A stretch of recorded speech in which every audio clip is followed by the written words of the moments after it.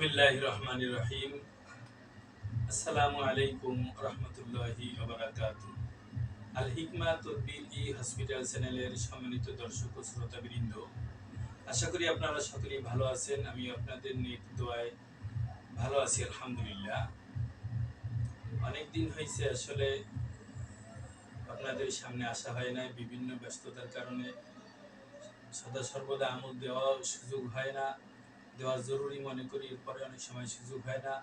তো যাই হোক, আল্লাহ তাআলা খাস মেহেরবানিতে আজকে একটু আপনাদের সাক্ষাৎ দেওয়ার জন্য আবার সামনে আসলাম।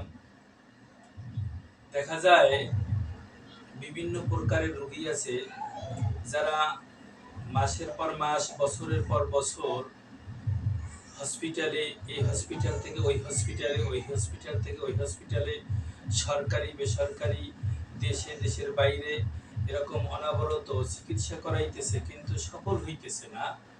এরকম ভাবে অগণিত লোকজন আছে। তো কাজী এই সমস্ত পর্যায়ের যে সমস্ত রোগী আছে, যারা কোনো ডাক্তার, কোনো হেকিম, কোনো কবিরাজ কোথাও দেখাই সফল হয় নাই, এরকম ভাবে রোগীদেরকে আমি খেদমতের নিয়াতে আমি আমার সাথে যোগাযোগ করার জন্য বা শরণাপন্ন হওয়ার জন্য পরামর্শ দেব। অবশ্যই আমাদের স্মরণ রাখতে হবে যে সুস্থতার মালিক আল্লাহ তাআলা।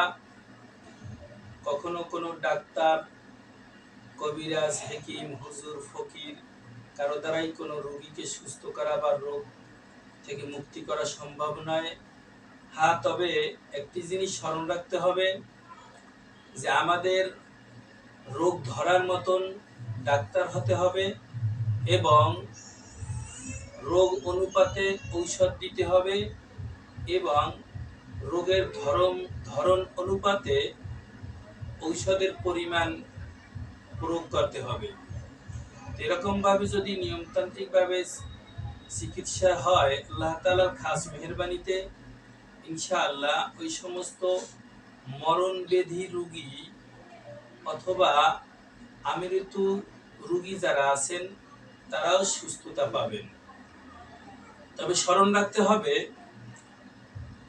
যে সমস্ত মানুষের উপরে আল্লাহ তাআলার কোনো আযাবি গজবি, কোনো নাফরমানির কারণে, পাপের কারণে কোনো আযাব এবং গজব রোগের রূপে, বিপদের রূপে আসছে, ওই সমস্ত ব্যক্তিবর্গ আল্লাহ তাআলার কাছে খাস তওবা ব্যতীত সেবা পাবে না।